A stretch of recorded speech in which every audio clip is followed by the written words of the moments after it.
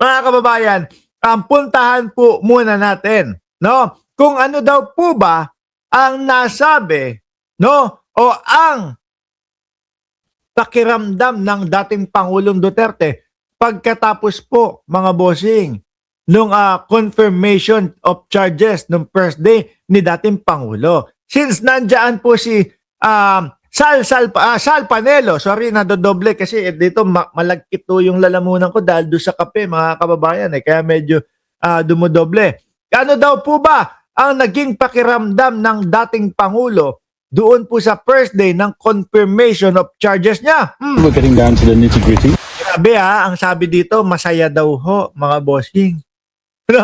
Masaya daw po ang dating Pangulo. Basahin natin yung naka-caption. Ex-President Duterte extremely happy, no, sa unang araw ng kanyang confirmation of charges hearing. Totoo kaya yun?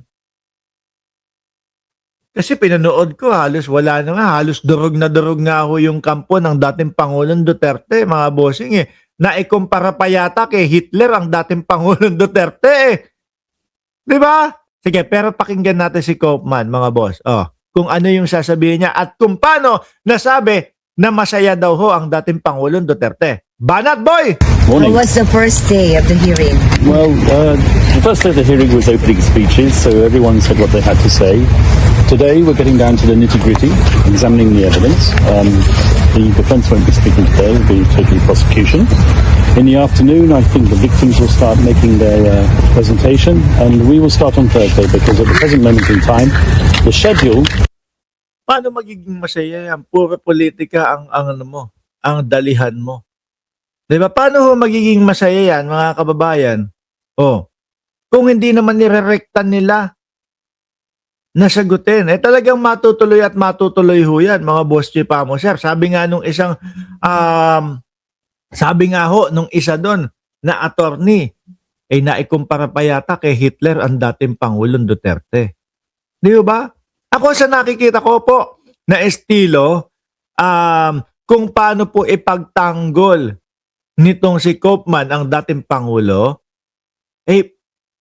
para pong nakalaan na lang para sa 2028 yung pagkakakulong o yung paglagak kay dating Pangulong Duterte doon sa loob ng oblo. Kasi parang parang tipo hubang, hindi, segue tayo, ganito, ganyan. Although alam nila na hindi uubra yung mga ganong estilo sa International Criminal Court po. Ang gusto, simulat sa pool pa lang naman po, nakikita na natin kung ano ang gusto ng International Criminal Court. Rektahan. Kung anong sa tatanong, yun ang sagot. Di po ba? Hindi sila. Interim release po para kay dating Pangulong Duterte. Tapos ang gagawin nila doon sa Pilipinas, ang papakita nila, kabaliktaran po ng pagrespeto sa ICC. Paano yun? Paano papayagan? Di ba? Tapos ang puro sagot nitong si Kaufman, parang puro pamumulitika lang daw ang ginagawa. Pati po si Presidente Marcos, dinadamay, sinasama. Paano nga naman maipapagtanggol ang dating Pangulong Duterte? Paano mangyayari yung mga ipinapakalat nung inyong mga ka-DDS na uuwi na, lalabas na yung karton nilang tatay? Kung ganyan yung galawan, sasabihin namin ulit sa inyo, muli naming uulitin, walang audience impact, kaya kayong mga nandiyan sa labas ng dahig, magsiuwian na kayo.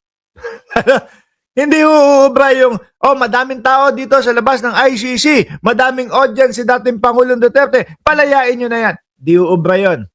No? Yung friend na pinaggagawa ng mga DDS na mga talunan na hindi man lang nakapasok sa Senado, pang ilang ulit na nag-try, hindi din uubra. Phone a friend, call a friend, write a friend na ginagawa nitong si Greco Bellica. Wala din yan. Walang ganyang arte-arte sa ICC. Rektahin nyo sila. Pero mukhang mahirap po no? At napakabigat ng laban, mga kababayan. Sabi nga po ni Attorney Cristina Conti, tapos na ang laban. Dito pa lang, masaya na yung mga kaanak ng biktima. Sabi ni Eseng Mariano, puro pahid sa presidente mga ginawa ni Digongyo. Correct! No, sabi ni Jonas, please support this channel by pressing the like button and share, subscribe. Thank you. Ngayon ho mga boss, sabi ni Ma'am Neng Gigi, si Kaufman nung nagsalita sa ICC, parang kausap lang mga DDS niya. Parang nasa Pilipinas nga lang din ho no? Nakalimutan niya na naasa ICC siya, maniniwala lang sa kanya mga DDS. Correct! Alam niyo ho, sa hirap ng kanilang laban niya yon, alam niyo kung ano ang ginagawa nila? Nagpapakalat na naman po ng mga fake news, mga bossing. At isa sa nakita ko na nagpakalat ho, mga kababayan, nito, wala pong iba kundi yung babaeng basa ang kilikili na meron daw pong USB. Nakita ko ito doon sa kanyang post na ipinost ito na mayayaman daw. Di umano daw. Yung mga kaanak ng mga biktima ng laban kontra ipinagbabawal na gamot. Dahil hirap nga po silang talunin at hirap silang mapauwi ang dating Pangulong Duterte, eto, kayong mga Pilipino ang papainan ng mga fake news. Aba di kayo nadadala Yung isang tapyas yung nguso, akala niya ligtas na siya sa NBI. Ayun, nalungkot, pinadalhan, papadalhan pa lang ng kanyang ng reklamo sa kanya ng NBI. O di ho ba? Sila Jason hindi talaga kayo nadadala. Etong grupo na ito, mga kababayan, naubos po dito sa grupong ito yung oras at panahon ng mga vloggers, no? Kakadepensa po sa mga sumusuporta sa Pangulo. Naubos po ang oras namin, kakadebang po nung mga pinaggagawa nilang mga ka-fake newsan mga bossing. Kaya ako, sa totoo lang po, agree ako no? Na wag pong gawing wag pong gawing civil case lang po. Yung mga libel, cyber libel. Dapat talaga criminal case yan. Bakit to, mga bossing?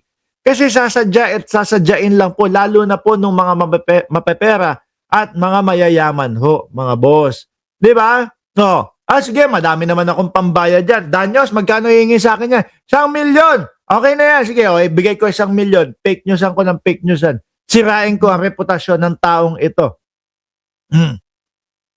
Tama po na talagang may kulong, mga kababayan, para magtanda. Di ba? Yung isa, nanganganib po. Nako, baka matatuan yon sa nguso.